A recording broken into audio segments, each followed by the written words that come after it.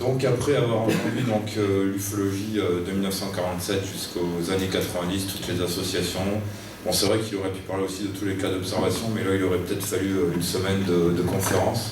Et je pourrais faire une intervention par année. Oui. Il y en a pour 70 mois. Vous l'imaginez? Voilà, bon. Mais tu veux parler que des cas inexpliqués ou de tous les cas? Oui. Non, mais même simplement que le milieu associatif, année après année, ce serait affolant. Ouais. Hein? Bon, allez. Et les livres, tu veux présenter? Il a dit les livres. Oui, les livres. Donc je vais vous présenter brièvement quelques cas, parce que bon, dans les années, surtout 2000-2010, il y a eu il y a eu des cas médiatiques. On en reviendra tout à l'heure. Donc tu peux passer. Alors on va commencer par l'ufologie des années 90. Vas-y. Alors je vais tout d'abord vous parler des grands cas entre guillemets des années 90, notamment le 5 novembre 90, qui était donc une rentrée atmosphérique. Et s'en est suivi d'un satellite, d'Horizon 21.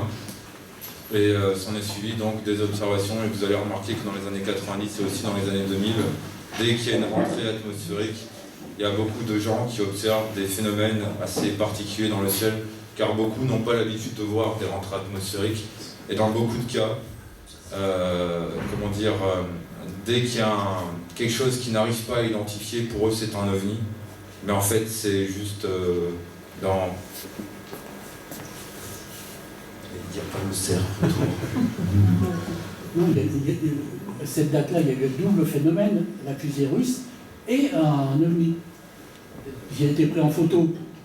Oui, on pourrait parler aussi, tout à l'heure je parlerai des autres entrées comme le... Pas à la même heure. Hein. Oui, dans le sud de la France, il y a aussi un immense ovni en forme de grand boomerang qui a été vu du côté de Sougraine dans l'Aude et qui allait de l'autre côté que le sens de la rentrée atmosphérique. Et je vais juste vous présenter brièvement les cas. Je ne vais pas rentrer dans le détail parce que je pense que c'est comme à Robert Alexandrie d'en parler de ce cas ou même d'autres. Donc j'espère que la vidéo va passer. Clique sur la vidéo.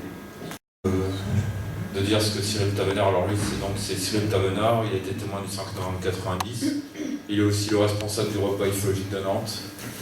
Et donc ce lundi 5 novembre 90, il a vu une immense masse noire dans le ciel qui, à mesure qu'elle avançait, l'électricité s'éteignait. Donc ils étaient deux témoins. Et d'ailleurs il est intervenu dans un reportage télévision sur le 5 novembre 90. Donc voilà, ça fait partie des observations curieuses qu'il y a au cours de cette nuit d'observation. D'ailleurs, une chose que disait Gilles Durand tout à l'heure, beaucoup se rappellent du pavé écrit par Franck Marie, OVNI Contact, qui est un véritable pavé, comme on peut dire. 400 observations. C'est ça. Tu peux passer? Oui. Alors bon, ça c'était encore une autre vidéo dans le département de Lyon. À Neuville-Sautour. Alors c'est un cas qui est enquêté par Rémi Fauchereau, qui est président de l'association d'études des phénomènes aériens, responsable du cercle Suricat de Lyon, et qui est aussi reporter de DFTV pour ce département. C'est un ufologue, on va dire, de terrain, puisque là je reviens de chez lui. Il placarde des affiches d'appel à témoins dans tous les villages de Lyon. D'ailleurs on en a placardé hier, puisqu'on était en visite dans le Cher, là où il y a eu un crop circle entre Sancerre et Bourges, sur la départementale 955, on en parlera après. Je pense qu'il y a quelqu'un dans la salle qui pourra mieux en parler que moi sur ce crop, s'il veut. Donc Neuville-Sautour, vers 19h, l'apparition d'une immense structure qui, selon le témoin, faisait, il me semble, 1 km de long. Mais il peut s'être trompé sur l'estimation des distances. Donc il y avait plusieurs structures lumineuses dans le ciel. Il a appelé ça comme une ville de lumière, comme s'il y avait une cité de lumière qui était passée dans le ciel. Mais quand on regarde les vidéos de rentrée atmosphérique, ça peut faire penser à une cité de lumière. Donc voilà pour ce cas-là, résumé, tu peux passer. Alors bah voilà pour le 5 novembre 90, donc là ici c'est les endroits d'observation, ça c'est la rentrée atmosphérique, son trajet.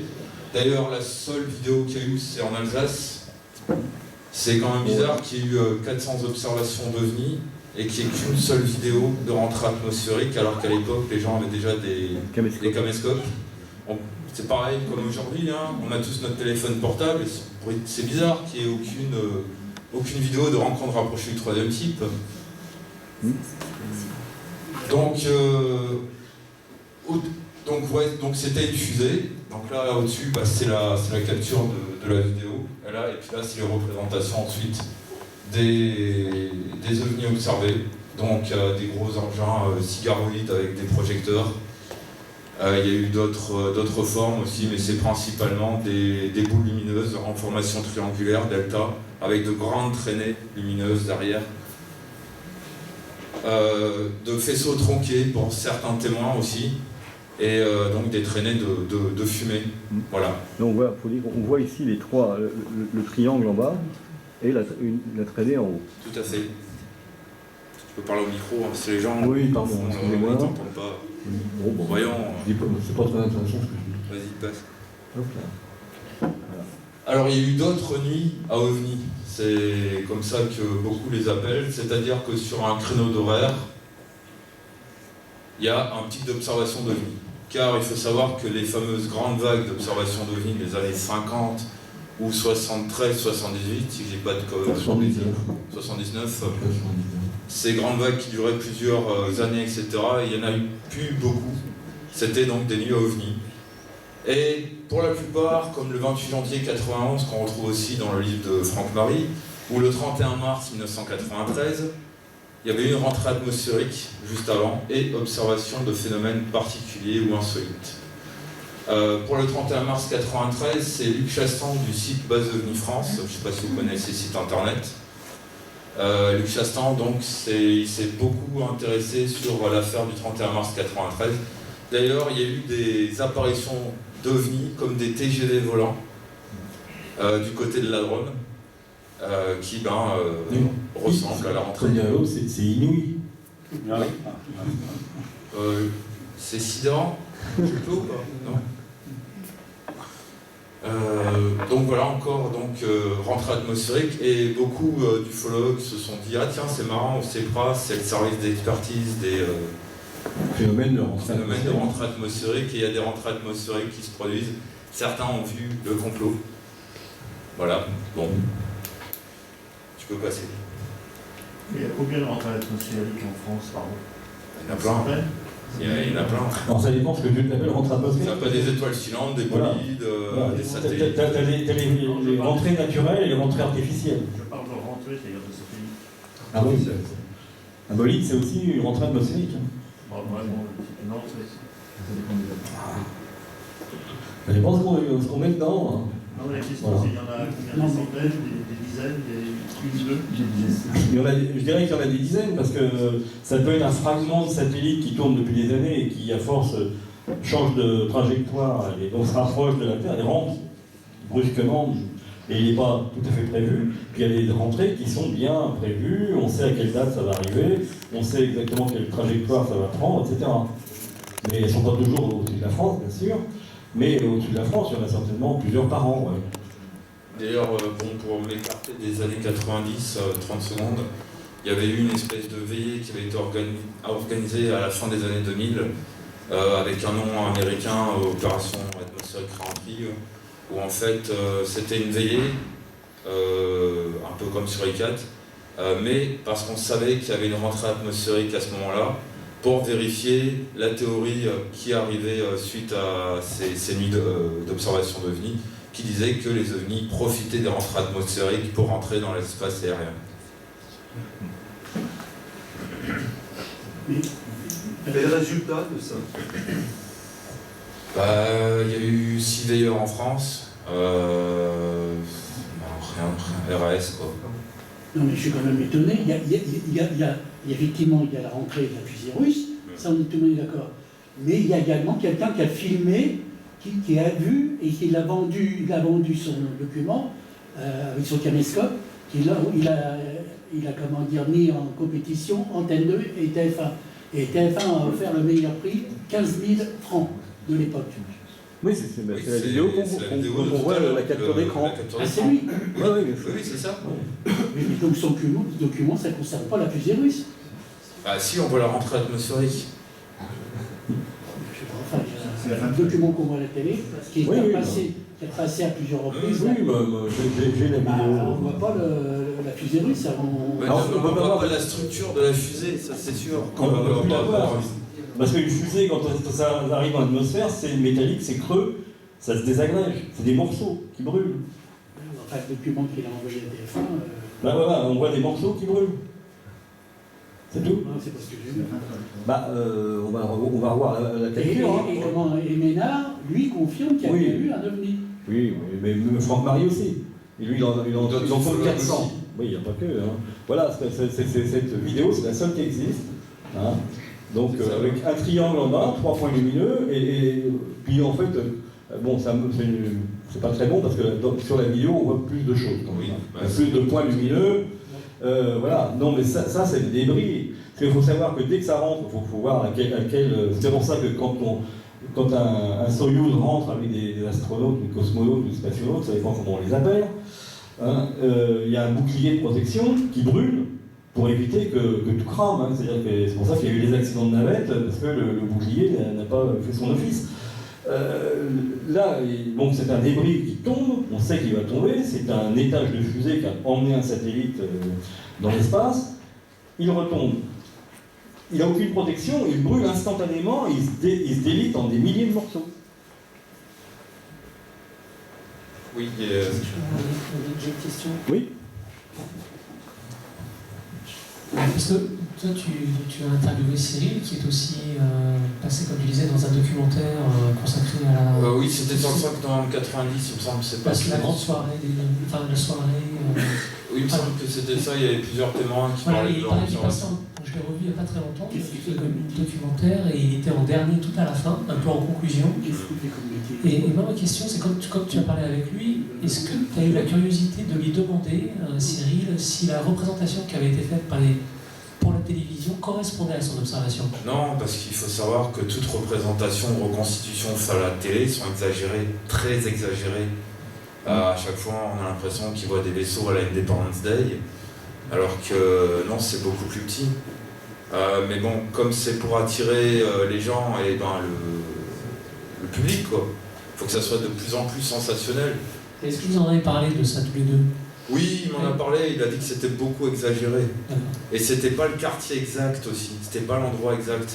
Et c'est pour ça que dans la vidéo qui est en ligne sur DFTV, c'est l'endroit exact de l'observation et il avait fait une petite reconstitution et l'objet n'était pas aussi énorme que dans le reportage.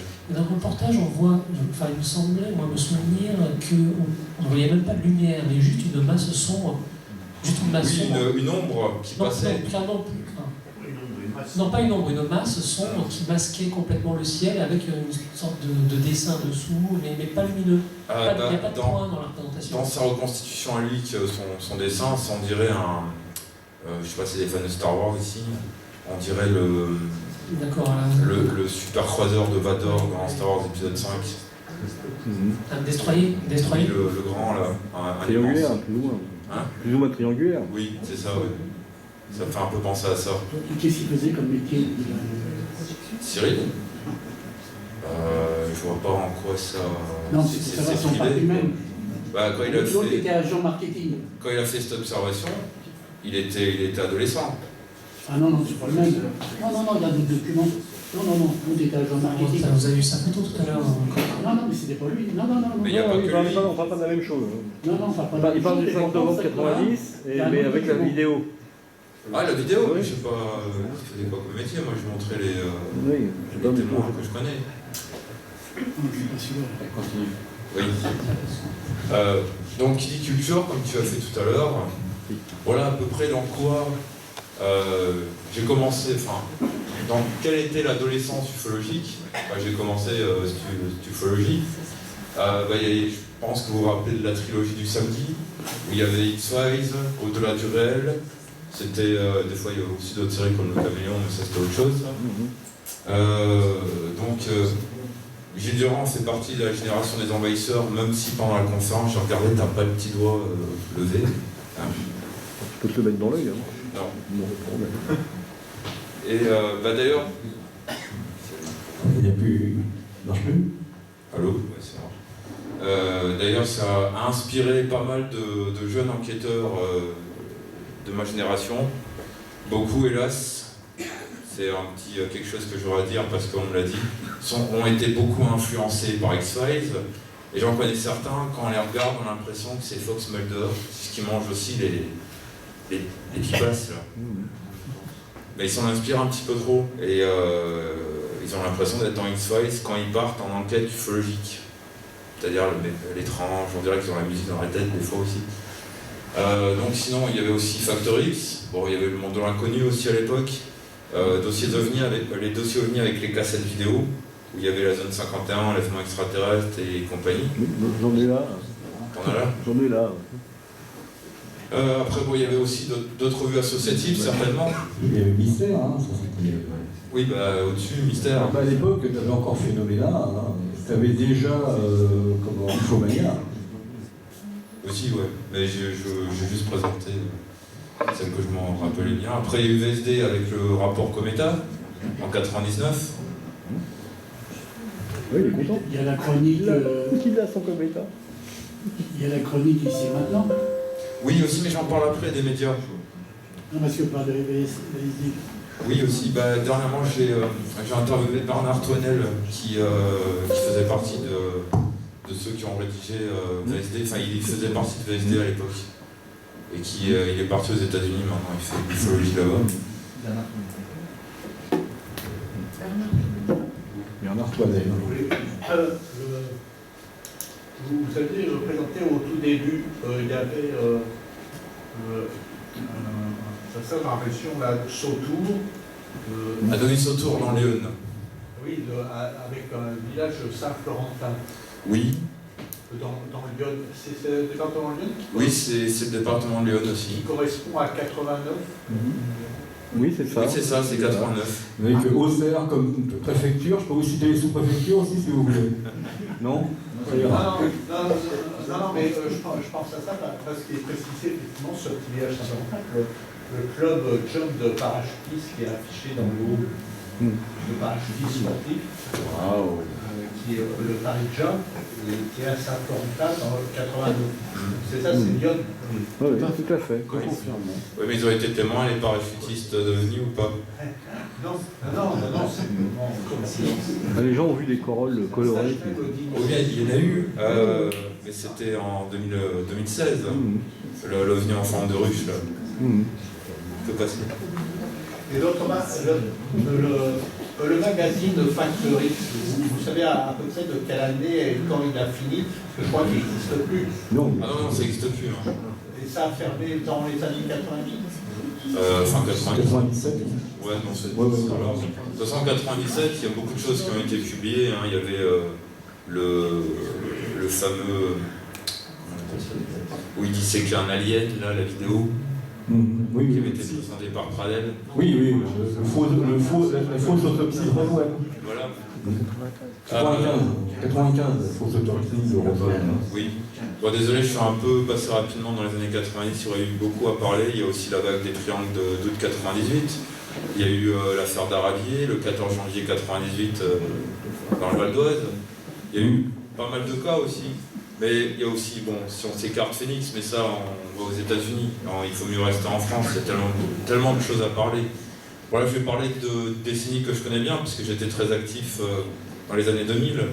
Alors, l'ufologie des années 2000, déjà, petite question. Vous savez c'est quoi ça? À part d'être un neurodateur. C'est un neurodateur solaire. Solaire, effectivement. Non, c'est l'ANS. C'est une caméra automatique qui est au col de Vence qui a été mise donc pour surveiller tous les phénomènes curieux qui se passent au col de Vence. fait donc par l'équipe des Invisibles du Col de Vence, les ICDV, et qui a été financé avec leur livre qu'ils avaient publié, qui est une sorte de roman où il y a plusieurs témoignages dedans, mais c'est romancé en fait. Ça parle de, il me semble que c'est Michel Le Berger qui voit des phénomènes bizarres et ça raconte les observations. Et ça a été financé, cette caméra a été financée avec la publication du livre. Ils sont à la 3e édition en ce moment, je ne sais plus à combien il s'est vendu ce livre, mais ça faisait assez beaucoup. Alors, ce qu'il faut savoir, c'est que l'AMS n'a pas beaucoup filmé, à part beaucoup de méprises, des insectes, des oiseaux, puisque c'est une caméra nocturne, donc à vision nocturne, non infrarouge. Ça, c'est celle qui va arriver prochainement, notamment avec un projecteur infrarouge et ultraviolet. Ça, c'est les outils qu'utilisent les chasseurs de fantômes. Mais ça, c'est une autre caméra qui s'appelle le CEPO, Station d'étude du phénomène OVNI. Je l'ai vu en construction, c'est fait par l'individuel. Elle sera bientôt implantée. Donc, il y a une station météo, d'analyse, pour le vent. Un anémomètre. Tout à fait. Et puis, il y a une caméra, donc c'est une caméra de type Wattec, il me semble. Donc, qui filmera en night shot. Oui. Du coup, là, ça fait un moment qu'ils ont déjà mis leur caméra, ils ont déjà fait des captures intéressantes ou rien du tout? Rien du tout. C'est essentiellement des avions, puisqu'il y a un grand couloir aérien là-bas, plus l'aéroport de Nice, Côte d'Azur, des insectes, des oiseaux. Et il y aura un site internet où on pourra... Il y a un site internet qui existe. Il y a des vidéos en ligne? Oui, il y en a qui sont disponibles pour le public. C'est quoi le site? C'est AMS Project. En fait, ils ont un peu pompé Esdalen. Esdalen, voilà, tout à fait. Ça a donné des idées. C'est une bonne idée. Bah oui. Parce que Esdalen, c'est la référence, quoi. Ouais. J'en parlerai après d'Esdalen pour les jeunes ufologues où ils sont en ce moment, ceux qui ont 13-14 ans. Oui. Oui, on sait que les prises de vue en caméra avec l'infrarouge, c'est surtout pour la vision nocturne. Il est discrète, donc pour les animaux, etc. Mais quel est l'usage? Parce qu'en principe, l'ultraviolet, c'est plutôt appliqué à la matière comme une radiographie. Par exemple, on peut utiliser des lampes ultraviolets pour expertiser ou analyser des petits arbres-postes.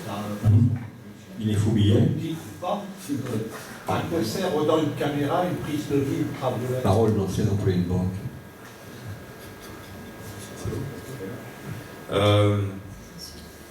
Beaucoup de veilleurs utilisent les night shots. Parce que déjà on peut voir la nuit, quand il y a par exemple une observation, vous allez filmer ça en vert, c'est normal, c'est le night shot. Et puis vous allez voir un petit peu mieux le ciel. Bon, c'est sûr que là la technique, maintenant j'ai vu qu'il y avait des caméras night shot 4K, ça sera encore plus, on va dire, je pense, à traiter, pour les vidéos. Pour l'infrarouge, je connais quelqu'un en ce moment du côté de Brest qui filme en infrarouge avec du matériel, on va dire les trucs militaires, mais qui sont bradés. Réformés. Ouais, voilà. Réformés. Et souvent, ils filment des choses assez bizarres du côté de Brest. Alors en infrarouge, vous voyez tout blanc, et les ponts lumineux, vous les voyez noirs. Mais ça n'a rien à voir avec le night shot. En fait, si les gens utilisent différents outils, c'est pour avoir une preuve, comme ils disent dans les commentaires YouTube. L'ultraviolet, à la différence de l'infrarouge. Parce que beaucoup utilisent aussi des caméras à large spectre qui voient dans l'IR et dans l'UV. Oui, mais et il faut des projecteurs. Parce que si vous utilisez une caméra à large spectre... L'ultraviolet, il met quoi en relief? C'est ça les études, parce que beaucoup ont remarqué que les chasseurs de fantômes utilisaient ça. Et qu'il y avait aussi des méprises avec ces projecteurs IR et UV. Ah oui. Beaucoup de méprises. Oui, parce que l'ultraviolet, ça s'utilise plutôt dans la filmographie. Pas forcément. Non, mais c'est pas forcément. C'est parce que quand il y a un phénomène aérien, peut-être qu'il n'émet pas en visible, peut-être qu'il émet en ultraviolet. Et les yeux humains ne sont pas capables de le voir, donc on a une caméra ultraviolet qui pourrait être capable de recevoir ces émissions en ultraviolet. Ouais, mais déjà beaucoup de méprise avec ça, parce que les projecteurs infrarouges, vous ne voyez pas quand ça projette, l'angle. Et il y en a des fois qui prennent en photo ou en vidéo des faits qui ne sont qu'en fait que des papillons de nuit qui sont éclairés par le projecteur infrarouge. Votre caméra le voit, chope la bestiole qui passe devant, Et vous l'avez pas vu puisqu'il fait nuit noire, généralement, à part quand il y a la pleine lune, quand ça éclaire bien, mais sinon, mais il y a énormément d'éléments. À moins des cristallos. Ils attrapent pas des orbes. Ah, les orbes, ça c'est autre chose encore. Hein. Et la caméra, c'est... Oui. C'est émetteur ou récepteur UV? La MS là Ouais. Là c'est récepteur. Et en infrarouge, c'est toujours en émetteur ou en récepteur? Non, là c'est en night shot là. C'est pas infrarouge. Oui, enfin bon, quand ils vont mettre infrarouge et UV, ça va être émetteur ou récepteur? Parce que c'est différent, ça n'a rien à voir. Ouais, mais en fait dedans il y a un tout petit PC en fait à l'intérieur. Et ils enregistrent avec UFO Capture généralement. Je sais pas si vous connaissez. Oui, si. Voilà. Et c'est comme ça qu'ils font. Bon après vous pouvez aller voir sur leur site, ça sera peut-être un peu mieux expliqué, tous les plans, etc. Et puis ensuite pour continuer, donc l'ufologie des années 2000, il y a aussi Châlons-en-Champagne, donc les rencontres ufologiques de Châlons-en-Champagne qui ont eu lieu le 14, 15 et 16 octobre 2005. Ou avant, il y avait une journée ufologique aussi du côté de Châlons, oui, en 2004. Il y a eu 2003 et 2004. Il y a peut-être même 2002, mais moi j'ai fait 2003 et 2004, et j'ai fait 2005 bien sûr. On s'est croisés, on s'est pas reconnus, on s'est pas vus. Oui, quand je vois les vidéos de Rémi Fauchereau qui a filmé là-bas, je vous reconnais tout le monde maintenant. Ouais. Avant, non. Mais tu devais être tout petit à l'époque. J'avais 20 ans. Oui, ah oui, mais au niveau taille. Non. Ça va. Donc Châlons-en-Champagne, donc il y avait énormément de conférences. Il y avait une conférence de Bud Hopkins, l'expert à l'époque des abductions, qui avait été traduite par... Aux États-Unis. Aux États-Unis, oui. Américains. Pardon, excuse-moi. Non, mais c'était juste pour... Même si tout le monde ne connaît pas Bud Hopkins, il faut savoir que c'est un Américain. Qui est décédé depuis. Et c'était le compagnon de Leslie King. Exact. Donc la conférence avait été traduite par Marie-Thérèse de Brosse, il me semble. Bon, il y avait énormément de personnes, hein. Il y avait... tout le monde est... Enfin, tout le gratin ufologique français et européen. C'est ça. Merci. Ça s'est jamais reproduit. C'était un grand raout, comme on dit. C'était pas le premier non plus, hein. C'était la première rencontre européenne, mais des rencontres comme ça, depuis les années... je dirais qu'en France, la première a eu lieu en 1953 comment ça s'appelle? J'allais dire l'aéroclub, non, je ne sais plus, le truc d'aviation, un truc très capé, avec que des scientifiques. Donc c'était déjà en 1953, il y a eu une réunion où il y avait plusieurs centaines de personnes. Et il y en a eu tout au long de l'ufologie. Il va en avoir encore en septembre, mais là c'est moitié UFO, moitié paranormal, c'est le salon par expérience à Dijon, c'est ça? Oui, là c'est au mois de septembre, ça, oui, là c'est... c'est moi. C'est plutôt 3 quarts paranormal et 1 quart ufologie. Donc voilà, sinon il y a aussi donc, les opérations sur les 4. Donc, ça c'est quoi ça? Ça correspond à quoi? Pardon? Non, mais alors... C'est qui connaît pas les opérations sur les 4 en 2017? Oh. Il n'y en a pas beaucoup, mais il y en a quand même. Ça c'est pas vrai au fond là. Sophie, t'es virée. Oui, c'est pas vrai pour toi. Alors les opérations sur les 4 ont été créées en octobre 2005. On va dire que c'est la continuité des cercles de lumière dans la nuit, on pourrait dire ça comme ça, ouais. Voilà. Alors ça consiste à, par exemple, il y a Paul qui observe un phénomène curieux, admettons au Champ de Mars, et il y a Pierre qui est à Montreuil, qui prépare sa caméra en fait pour filmer. C'est ça en fait le principe de base, c'est-à-dire de prévenir par SMS. À l'époque c'était ça, via un site sur iMobile, bon, ça évolue avec l'application ensuite. Et c'est de faire des veillées, des surveillances du ciel. Alors à l'époque en 2005 c'était tous les fins de mois, les 3 derniers jours du mois, de 20h à 6h du mat. D'ailleurs à une époque les opérations sur les 4 étaient autant entendues que le Père Noël, parce que ça permettait aux gens de se retrouver dans des zones particulière pour faire des veillées. La faible luminosité parasite. Ouais, sans pollution lumineuse, parce que ça, ici, c'est un peu chiant d'ailleurs. Pour en avoir fait une opération sur les 4 en Seine-et-Marne. Catastrophe. Oui. Oui, bah, pour faire des photos des astros. Et donc l'intérêt, c'est aussi d'essayer de faire un maillage de sites, tous actifs au même moment, et qui se relaient des informations. Quand il y en a un qui voit quelque chose qu'il n'arrive pas à identifier, de savoir si l'autre site plus loin, si c'est dans sa direction, va voir la même chose, et lui, il va savoir l'identifier ou pas. Voilà, c'est ça, c'est des veillées. Enfin, les veillées ont toujours existé en ufologie aussi. J'allais dire, parce que dans les années 70, le GEOS avait organisé des grandes veillées nationales. Il y Oui, avait oui. des journalistes de Voilà. France Inter qui étaient...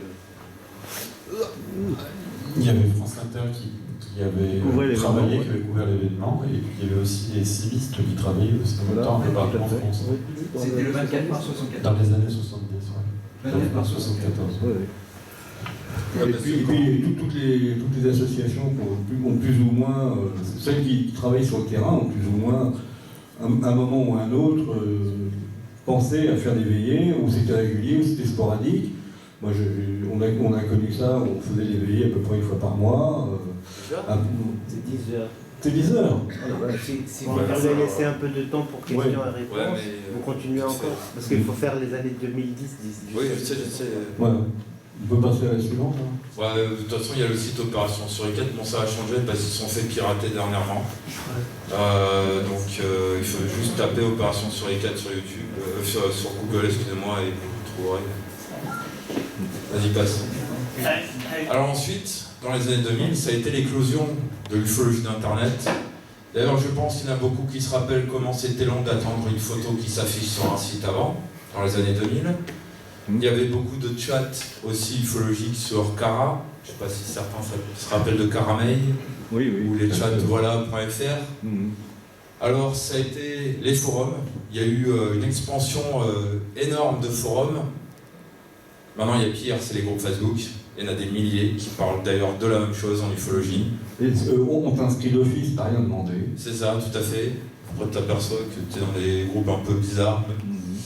Alors, j'en ai donné quelques-uns, donc, et c'est aussi l'ère des pseudos. Parce que il faut savoir que c'est encore le cas aujourd'hui. Dire qu'on s'intéresse aux ovnis, on a un petit peu montré du doigt, comme le petit martien de la classe ou du coin, où on nous appelle, où on sifflote la musique X-Files, où David Vincent les a lus. Et donc c'était l'ère des pseudos. Donc beaucoup ont aussi utilisé des pseudos, ce qui est un peu chiant souvent pour savoir qui est qui. Et d'ailleurs, il y en avait certains qui utilisaient des milliers de pseudos. On en connaît. Alors que c'était la même personne. Et il se répondait à lui-même. Et le sexe du pseudo ne le dérangeait pas du tout. Oui, tout à fait. Il était monsieur, il était madame, puis madame répondait à monsieur, mais enfin c'était la même personne. Petite anecdote, il y a même des ufologues qui se sont fait piéger, ils se sont fait draguer par ce pseudo. Voilà. Alors, donc bon, il y a l'association OVNI Languedoc aussi qui a été créée en 2003, s'il me semble bien. Donc, suite à la disparition de SOS OVNI, parce que c'était SOS OVNI Languedoc. Donc, comme les SOS OVNI a disparu et toutes ces antennes aussi, il y en a qui se sont recomposées comme ça. Ensuite, il y a eu des forums qui parlent de tout. Bon, comme le forum et de rien. Et de rien. Comme le forum Les Mystères des OVNI qui existe toujours. Le forum Nous ne sommes pas seuls qui a à moitié disparu. D'ailleurs, il y avait eu un forum à une époque qui s'appelait Vous êtes tout seul. Ça, je me rappelle. C'est une parodie. Oui, non, mais je m'en doute bien. Donc, il y a Veritas Europe qui existe toujours, qui est l'un des plus vieux forums d'ufologie. Il y a des forums qui se spécialisent dans un certain domaine, comme l'ufoscepticisme. Et il y a aussi des forums de veillée, parce qu'à un moment donné, il y a donc les opérations sur les 4 qui étaient là, et puis il y en a certains, ça leur a donné des idées. Donc il y a eu le réseau national de surveillance du ciel qui s'est formé, de Bernard Fayard. Il faut savoir que Bernard Fayard était aussi à la centrale ufologique, ce sont eux qui ont fait les opérations sur les 4. Et il a voulu faire pareil, mais ça c'est le petit souci des associations, il y a toujours des dissidents qui ne sont pas d'accord avec le président, bon enfin ça c'est autre chose. Et donc il y a eu donc les VNU, donc les veillées nocturnes ufologiques, qui se sont créés un peu partout, qui étaient des cercles par département, quoi. Des cercles de suricate par département. Maintenant ça n'existe pratiquement plus. Et puis bon, ça c'était le logo de la centrale ufologique. Tu peux passer ? Oui.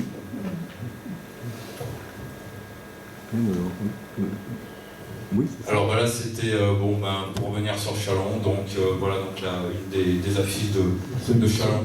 C'est le programme.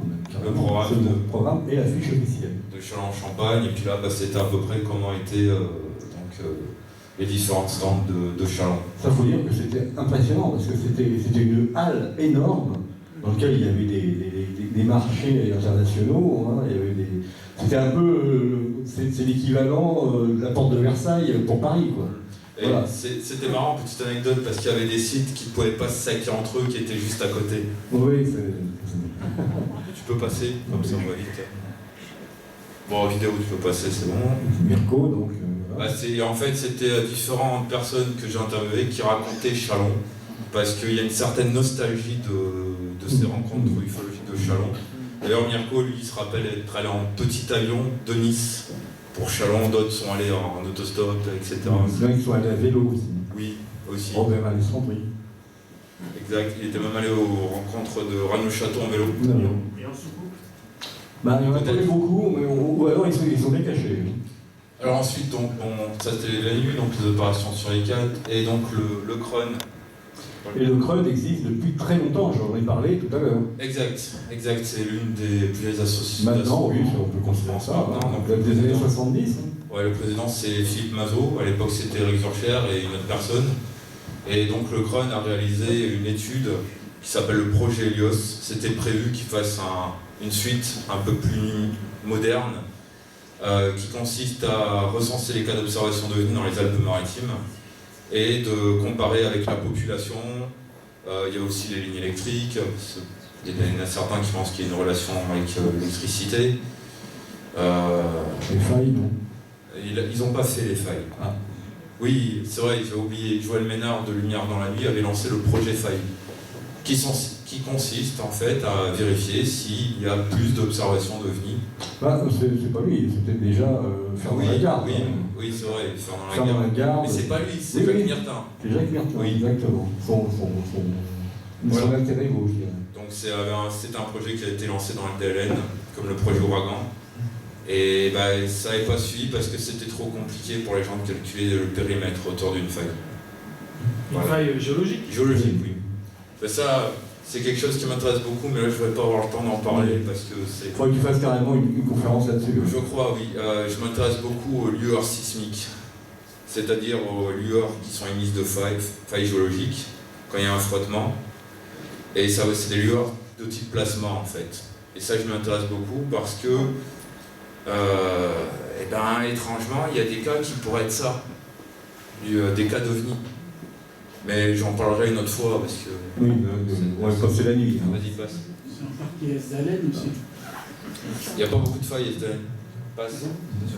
C'est Rémi Fauchereau. Ouais, c'était Rémi Fauchereau, donc il parlait donc d'éveiller en ufologie. Donc là, ensuite, il y a des médias aussi qui se sont créés dans les années 2000. Ça c'était le fameux projet Helios, donc exploitation locale des informations sur les objets spatiaux. Il y a les blogs, les web radios. Ça, c'est la bannière de la première web radio ufologique en France. Radio ici maintenant, c'était une radio.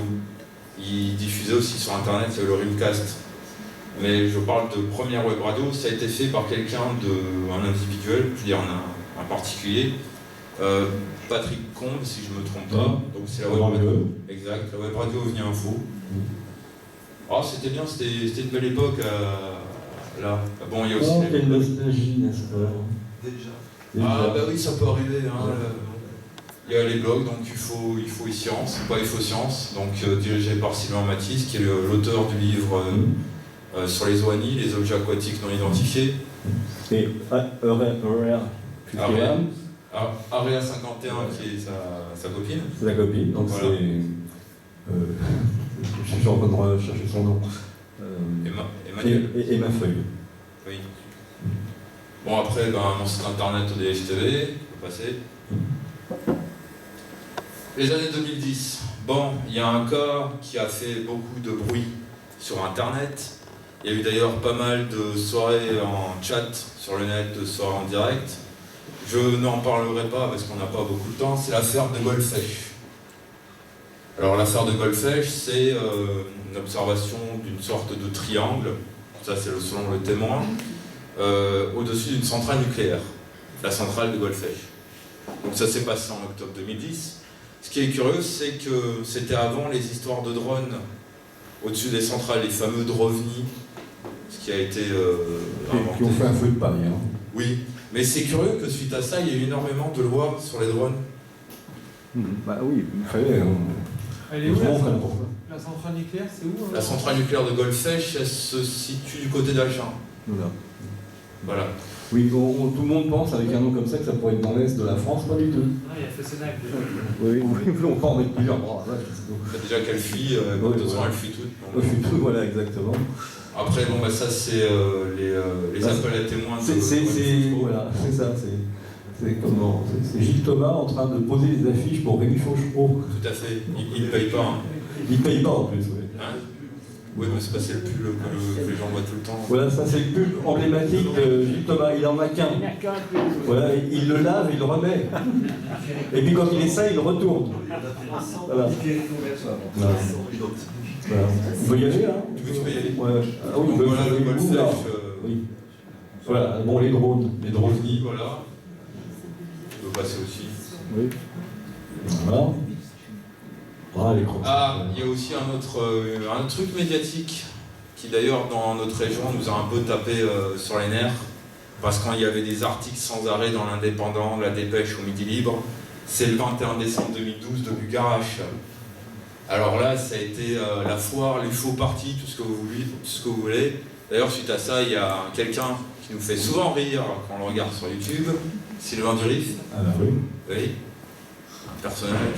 De toute façon, il y en a pas mal des personnages comme ça en ufologie, mais c'est une autre discussion. Donc le Bugarache, hein, il s'est rien passé. Hein.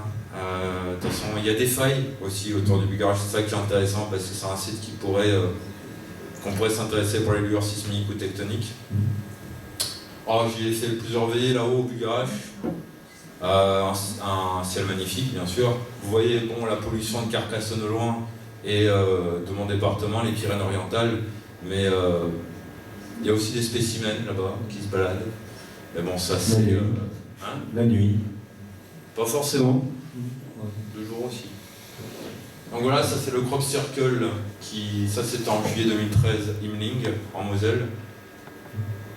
Donc il y a un Crop Circle bien de chez nous. Il faut dire en 2 mots sur les Crop Circles, en fait le phénomène est resté longtemps cantonné dans le sud de l'Angleterre et il a commencé à exploser à partir de 1990. Il a commencé à essaimer à travers le monde. La personne qui est à côté de Patrice, oui. On peut faire des méprises avec ça aussi. Ça s'allume, c'est ça? Non, c'est pas celui-là. Elle n'a pas essayé de se compléter plus. Ah, parce qu'il y en a, ils s'amusent à faire des méprises avec ça maintenant. C'est quoi? On ne voit pas ici. Ah oui, d'accord. Tu peux passer. Passons. Voilà. Alors voilà, ça c'est les affiches des cercles Suricat. Il y a aussi le village Suricat en 2015. Le prochain s'appelle les Exo-Rencontres. Se déroulera en 2017 dans le Cantal. Il est toujours maintenu. Hein? Il est maintenu. Oui, mais ça s'appelle les Exo-Rencontres maintenant. Parce que Christophe a donné sa démission. Oui, mais ça c'est les histoires des associations, c'est à part. D'accord. Et c'est beau, oui. Tu peux rappeler la date? Il me semble que c'est en octobre. 14 octobre 2017, il me semble. Et puis en bas, le CEPO, tu peux avancer. Donc Station d'études du phénomène ovni. C'est quoi ça? C'est le Képan, parce qu'il y a aussi un événement du GEPAN en 2014. Alors vas-y, c'est à toi. Pourquoi c'est à moi? Parce que... Bah, tu y étais aussi, toi, non? Bah oui, mais tu expliques mieux. Ah. Donc, le GEPAN a organisé comment on appelle ça, un workshop. Donc, où il a convié un certain nombre de spécialistes en ufologie. Il y avait eu des cooptations, etc. Bon. Il y avait Jacques Vallée. Il y avait Richard Haynes, il y avait Ronald Westrum, il y avait vraiment le gratin de l'ufologie mondiale. Bertrand Meust, on le voit là, on voit surtout sa case ici, avec la chemise verte. On voit un couillon là-bas aussi, qui dépasse un peu à gauche de l'écran. Voilà. Ouais, c'est à gauche de l'écran. À gauche, à droite. À gauche sur la photo. Ça me ressemble un peu. Bon, et à droite de l'écran, si vous voulez, c'est J-Munch, qui a ouvert la session. En fait. Il y a tout à fait à droite, en rouge, il y a Pierre Lagrange. Enfin bon, il y a plein de gens. Oui, c'est Pierre Lagrange. Bon, je dirais pas. Il y a plein de gens ici, derrière moi, qui étaient là. Voilà. Il y a monsieur derrière, là, monsieur ici, il y en a d'autres là. Voilà, donc c'était vraiment le gratin de l'ufologie mondiale. Il y avait des Russes, il y avait des Néerlandais, il y avait des Italiens, Américains, Français, Anglais. C'était quoi le thème C'était les méthodes d'enquête. Et ça, le CNES, ils le font souvent? C'était la première fois, hein, mais bon. Il y avait aussi l'armée qui était là. Oui, il y avait aussi l'armée française, il y avait la gendarmerie, il y avait le laboratoire de la foudre. Exactement. Et le prochain, c'est quand? On attend. Mais on espérait que donc, le précédent président, enfin le directeur du GEPAN, donc Xavier Passot, lui, il était prêt à en faire un second. Ouais. Là, Jean-Claude, c'est Jean-Paul Agut. Non, Jean-Paul Agut. Jean-Paul Agut, le nouveau président, je ne sais pas s'il va mettre ça en œuvre, mais on aimerait bien. Hein. En principe, oui. Mais bon, donc là, c'était à Paris, hein, le CNES à Paris, hein, au Boal, vous savez. Et en fait, le prochain, il y a des hésitations déjà sur le lieu. Les Italiens voudraient bien l'accueillir chez eux. Ouais, c'était des gens de Chizou, et donc comment il s'appelle, Eduardo Russo, le président de Chizou, qui était là. Aimerait bien que ça se passe en Italie. Voilà. Et pour y assister, c'est compliqué ou non, c'était pas spécialement compliqué. Il y a des gens qui ont été invités directement et on leur demandait s'ils connaissaient des gens qui pourraient être intéressés pour participer. Voilà. Alors il y a des gens qui ont dit ils ont été invités, ils ont regretté de ne pas y être. Tu peux passer si tu veux. Oui. Parce que bon, tu peux passer aussi. Oui. Oh. Sinon, pour revenir à l'année 2016, en 2016, c'était en 2015, surtout que j'ai participé à un reportage sur une affaire qui s'appelle l'affaire des Baba Michelin. Parce que, ne rigolez pas, dans les années 50, les gens ils voyaient souvent des entités qui ressemblaient au Baba Michelin. Et donc, comme ça s'est passé à l'île de la Réunion, ils ont appelé ça les Baba Michelin. Et en fait, c'est surtout une reconstitution. Le cas de Luce Fontaine.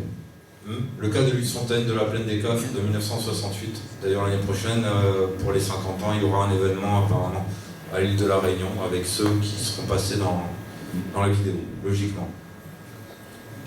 Voilà, donc ça a été diffusé sur France O. Oui, en 2016. En 2016.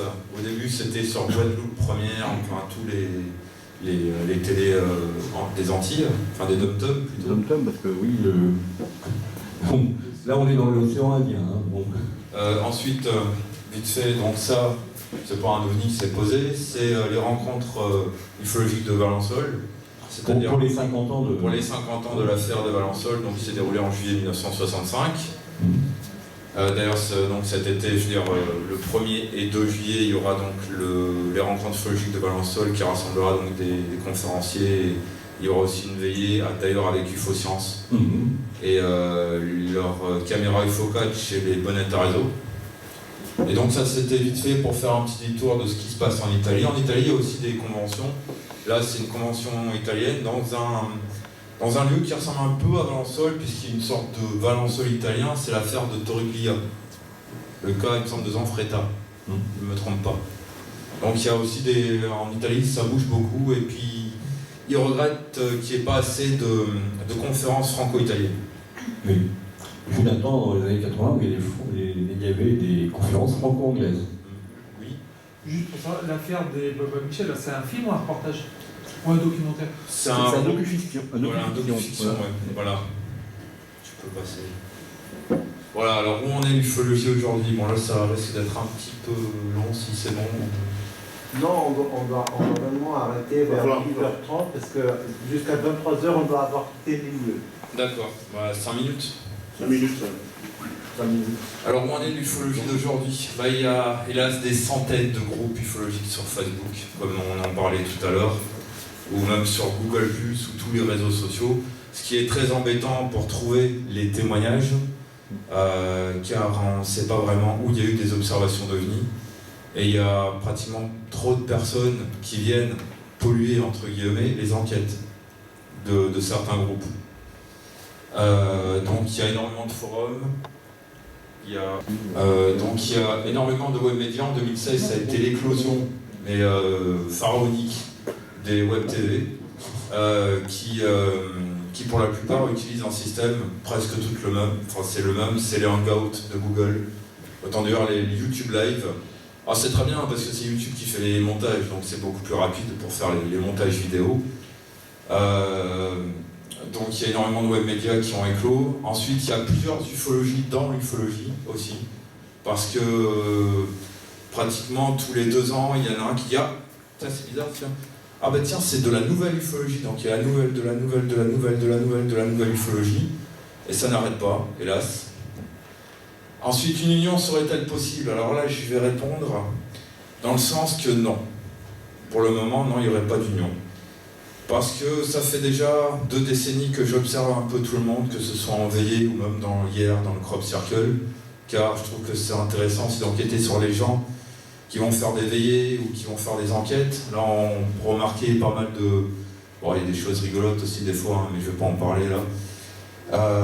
Alors, comment fonctionne une association ou une union? Étape 1, les gens veulent s'unir, alors ils forment une association, c'est la fête Youpi. Étape 2,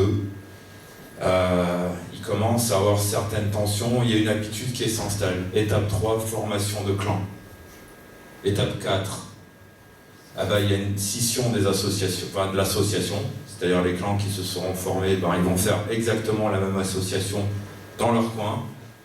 Étape 5, disparition de l'association. Étape 6, il y en a encore un qui dira c'est quand qu'on s'unit. Voilà, c'est à peu près comme ça. Les associations. Il y a aussi des associations où il y a des clans qui se forment, mais on arrive à planir les choses. Oui, mais je parle pour des associations qui apparaissent aussi vite qu'elles disparaissent. Oui. Des associations champignons, quoi. Non, on peut pas, on n'a pas le temps, excusez-moi. Hein? Bon, après 5 minutes, il y a une petite question que je pose souvent aux ufologues. C'est, faites-vous de l'ufologie pour la cause ou pour votre quête personnelle? Et beaucoup répondent pour une quête personnelle. Or, beaucoup s'intéressent à la cause, et c'est la cause le plus important. Parce que quand vous faites de l'ufologie, c'est pas pour savoir si demain vous allez partir, je sais pas dans quelle planète. C'est pour aider toutes les... Enfin, pas toutes, parce qu'on peut pas, mais aider les associations bénévolement. Et c'est ça en fait l'ufologie, c'est d'aider l'étude, et de quoi que ça puisse être, parce qu'on ne sait pas vraiment d'où ça vient. Ce que c'est. Et ce que c'est. Nico, monsieur. Ouais, oui. Merci beaucoup.